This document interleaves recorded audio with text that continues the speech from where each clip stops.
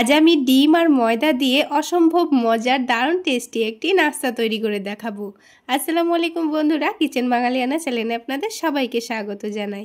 এই নাস্তাগুলো তৈরি করা যেমন সহজ, খেতে অনেক বেশি মজার। একবার কাউকে বানিয়ে খাওয়ালে আবার বানিয়ে খাওয়ার রিকোয়েস্ট আসবে। তো বন্ধুরা, রেসিপিটি না টেনে সম্পূর্ণ দেখতে থাকুন, আশা করছি আপনাদের অনেক ভালো লাগবে। তো রেসিপিটা তৈরি করে নেওয়ার জন্য মেজারমেন্ট কাপের হাফ কাপ পরিমাণ আমি এখানে ময়দা নিয়ে নিয়েছি আর দুটো ডিম নিয়ে নিয়েছি। তো প্রথমে ময়দার ব্যাটারটা তৈরি করে এক সাইডে রেখে দেব। সেই জন্য ময়দাটা একটা বাটির মধ্যে নিয়ে নিয়েছি, তার মধ্যে সামান্য লবণ আর সামান্য চিনি দিয়ে দিয়েছি, আর দিয়ে দিচ্ছি সামান্য পরিমাণ আজওয়াইন। বন্ধুরা, এখানে লাইটটা একটু বেশি হওয়ার কারণে দেখতে অসুবিধা হলে একটু মানিয়ে নেবেন। তো এখানে সামান্য পরিমাণ হলুদের গুঁড়ো দিলাম আর সামান্য পরিমাণ আদা রসুন বাটা দিয়ে দিয়েছি। তারপর সামান্য পরিমাণ চিলি ফ্লেক্স দিয়েছি, তারপর দিয়ে দিচ্ছি ধনেপাতা কুচি। এই ব্যাটারের মধ্যে যত বেশি মশলা দেবেন নাস্তাগুলো খেতে ততটাই টেস্টি হবে। তো এবার এখানে পরিমাণ মতো পানি দিয়ে দিচ্ছি, দিয়ে একটা পাতলা ব্যাটার তৈরি করে নেব। পানিটা কিন্তু এখানে একেবারে দিয়ে ফেলা যাবে না, তা না হলে ব্যাটারটার মধ্যে কিন্তু দলা পেকে যেতে পারে। তাই বারে বারে অল্প অল্প করে পানি দিয়ে আমি ব্যাটারটা তৈরি করে নেব। তো বন্ধুরা, এখানে কিন্তু আমি 2 টেবিল চামচ পরিমাণ চালের গুঁড়ো অ্যাড করব। সেটা প্রথমে আমি অ্যাড করতে ভুলে গেছিলাম, তো সেটা আমি পরে দিয়ে খুব ভালোভাবে মিশিয়ে নেব। তো আপনারা চালের গুঁড়োটা প্রথমেই দিয়ে দেবেন, দিয়ে একসঙ্গে পানি দিয়ে ব্যাটারটা খুব ভালোভাবে মিক্স করে নেবেন। তো এখানে দেখুন, চালের গুঁড়োটা আমি 2 চামচ পরিমাণই নিয়ে নিয়েছি।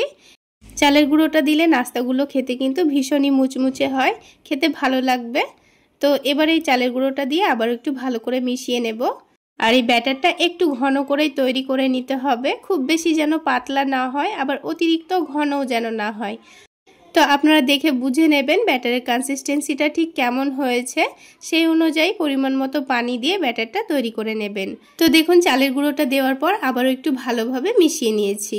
এবার এই ব্যাটারের কনসিস্টেন্সিটা আমি আপনাদের দেখিয়ে দিচ্ছি। দেখুন, আপনারা দেখে নিশ্চয়ই বুঝতে পারছেন ব্যাটারটা কিন্তু অতিরিক্ত ঘনও নেই, আবার অতিরিক্ত পাতলাও নেই। এবার ব্যাটারটাকে এক সাইডে সরিয়ে রেখে আমি এখানে 2টো ডিম ভেঙে নেব। তো ডিম দুটো ভেঙে নেওয়ার পর এবার এখানে দিয়ে দিচ্ছি লবণ, তারপরে দিয়ে দেব সামান্য পরিমাণ মরিচের গুঁড়ো, আর এই ডিমের টেস্টটা একটু বাড়িয়ে নেওয়ার জন্য দিয়ে দিচ্ছি সামান্য পরিমাণ চাট মশলা, তবে হাতের কাছে না থাকলে না দিলেও চলবে। এবার দিয়ে দিয়েছি পেঁয়াজ কুচি, আর দিয়ে দিচ্ছি গ্রেট করা গাজর, আর সামান্য পরিমাণ দিয়ে দিচ্ছি টমেটো কুচি। টমেটোর গাজরটাকে একেবারেই কুচি কুচি করে দিয়ে দিতে হবে। আর যদি হাতের কাছে টমেটো গাজর এসব না থাকে, না দিলেও কিন্তু নাস্তাগুলো তৈরি করা যাবে। আর সামান্য পরিমাণ ধনেপাতা কুচি দিয়ে সব কিছু একসঙ্গে খুব ভালোভাবে মিশিয়ে নিচ্ছি। বন্ধুরা, এখানে গাজর টমেটো একটু দিলে খেতে কিন্তু নাস্তাটা ভীষণ ভালো লাগবে, সেই কারণে দিয়েছি। এবার সব কিছু একটু ভালোভাবে মিশিয়ে নিয়েছি। এবার ডিমটাকে ভেজে নিতে হবে। তো তার জন্য প্যানের মধ্যে 1 টেবিল চামচ পরিমাণ সয়াবিন তেল দিয়ে দিলাম। তেলটাকে প্যানের চারিদিকে একটু ভালোভাবে দুলিয়ে দিচ্ছি। এবার তেলটা যখন একটু ভালোভাবে গরম হয়ে যাবে, তখন আমি এখানে ডিমের মিশ্রণটা দিয়ে দেব। এবার ডিমটাকে প্যানের চারিদিকে একটু গোল করে ছড়িয়ে দেব। এবার কিন্তু গ্যাসের ফ্লেমটা মিডিয়ামে রেখে ডিমটাকে ভেজে নিতে হবে। তো যখন দেখবেন ডিমের একদিকটা একটু হালকা ভাজা হয়ে যাবে, তখন ওপরে একটু কাঁচা কাঁচা ভাব থাকা অবস্থাতেই এখানে এই সাইড দুটোকে একটু ভাঁজ করে নিতে হবে। তো ওপরের দিকটা একটু কাঁচা কাঁচা ভাব থাকলে সাইডটা ভাঁজ করে নিলে কিন্তু খুব সহজে এটা সেট হয়ে যাবে, তখন কিন্তু ডিমটা ভাজতে খুবই সুবিধা হবে। তো ডিমের 2 সাইডটাই যখন খুব ভালোভাবে ভাঁজ করে নেওয়া হয়ে গেছে আর নিচের দিকটাও হালকা কালার চলে এসছে, তখন কিন্তু এই ডিমটাকে উল্টে দিতে হবে।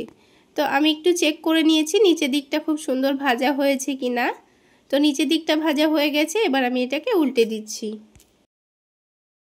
তো দেখুন বন্ধুরা, নিচের দিকটা খুব সুন্দর একটা কালার চলে এসছে। এবার যখন অপর দিকটাও একটু ভালোভাবে ভাজা ভাজা হয়ে যাবে, তখন এই ডিমটাকে আমি স্ন্যাক্সের আকারে কেটে নেব। তো ডিমটাকে আমি লম্বা লম্বা করে কয়েক পিস করে নেব। আপনারা এখানে পিসগুলো ছোট ছোট করেও করতে পারেন, আপনাদের পছন্দ মতো করে পিসগুলো করে নিতে পারেন। তো ডিমটাকে আমি লম্বা লম্বা পিস করে নিয়েছি, আর সবগুলো ডিমের পিসকে একটু উল্টে পাল্টে হালকা ক্রিস্পি করে ভেজে নিচ্ছি।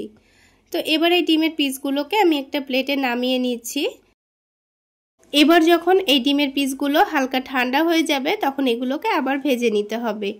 তো এখানে ব্যাটারটার মধ্যে ডুবিয়ে নিয়ে এবার এই পিসগুলোকে ভেজে নেব, তাহলে কিন্তু এগুলো অনেকটাই মুচমুচে হবে আর খেতেও ভীষণ ভালো লাগবে। তো দেখুন এবার একটা একটা করে ডিমের পিসগুলোকে ময়দার ব্যাটারে একটু ভালোভাবে ডুবিয়ে নিয়ে এগুলোকে তেলের মধ্যে ছেড়ে দেব। তো সেই জন্য প্যানের মধ্যে পরিমাণ মতো তেল দিয়ে দিচ্ছি। তেলটাকে হালকা গরম করে নেব, তারপর একটা একটা করে পিসগুলো তেলের মধ্যে দিয়ে দেব। আর ময়দার কোটিংটা যেন একটু ভালো হয় সেই জন্য এখানে ওপর থেকে সামান্য পরিমাণ ময়দা দিয়ে দিচ্ছি। তো আরও একটা নাস্তা আমি ময়দার মধ্যে ডুবিয়ে দিয়ে দিলাম, আর একটু করে ময়দা দিয়ে দিচ্ছি বেশি করে, তাহলে ময়দার কোটিংটা ভালোভাবে হলে নাস্তাগুলো খেতে ভীষণ ভালো লাগবে, ওপর থেকে অনেকটাই মুচমুচে হবে। তো ঠিক একইভাবে আমি এখানে আরও একটা দিয়ে দিলাম। তো এখানে আমি 3টে করে নাস্তা একসঙ্গে ভেজে নিচ্ছি। আর গ্যাসের ফ্লেমটা মিডিয়ামে রেখে নাস্তাগুলো ভেজে নেওয়ার চেষ্টা করবেন, তাহলে নাস্তাগুলো অনেকটাই মুচমুচে হবে, খেতে তখন ভীষণ ভালো লাগবে। তো নাস্তাগুলো একদিকে যখন খুব সুন্দর একটা কালার চলে এসছে, এবার আমি উল্টে দিয়েছি, অপর দিকটাও খুব সুন্দর কালার চলে এসছে, তখন তেলটা ঝরিয়ে নিয়ে তুলে নিচ্ছি। ঠিক একইভাবে বাকি নাস্তাগুলোকেও ভেজে নেব। আর বন্ধুরা এখানে একটু সময় নিয়ে নাস্তাগুলো ভেজে নেওয়ার চেষ্টা করবেন, তাহলে কিন্তু নাস্তাগুলো অনেকটাই মুচমুচে হবে। আর এই ময়দার কোটিংটা যদি একটু ভালোভাবে করে নেন তাহলে কিন্তু নাস্তাগুলো অনেকটাই মুচমুচে হবে। তো বন্ধুরা আজকের এই নাস্তা রেসিপি যদি আপনাদের ভালো লেগে থাকে তাহলে অবশ্যই একটা লাইক শেয়ার করে দেবেন। আর আমার এই সহজ রেসিপিগুলো যদি ইউটিউব চ্যানেল থেকে দেখে থাকেন চ্যানেলটি সাবস্ক্রাইব করে দেবেন, আর ফেসবুক পেজ থেকে দেখে থাকলে পেজটি ফলো করে দেবেন। তো দেখুন বাকি নাস্তাগুলো ঠিক একইভাবে ভেজে নিয়েছি। তাহলে দেখলেন তো বন্ধুরা কত অল্প সময়ের মধ্যে আর কত সহজ পদ্ধতিতে নাস্তাগুলো তৈরি করে নেওয়া যায়। একবার এই পদ্ধতিতে কাউকে বানিয়ে খাওয়ালে কিন্তু বারবার খাওয়ার রিকোয়েস্ট আসবে, খেতে এতটাই টেস্টি হয়। এবার একটা নাস্তা আমি আপনাদের ভেঙে দেখিয়ে দিচ্ছি কতটা মুচমুচে হয়েছে।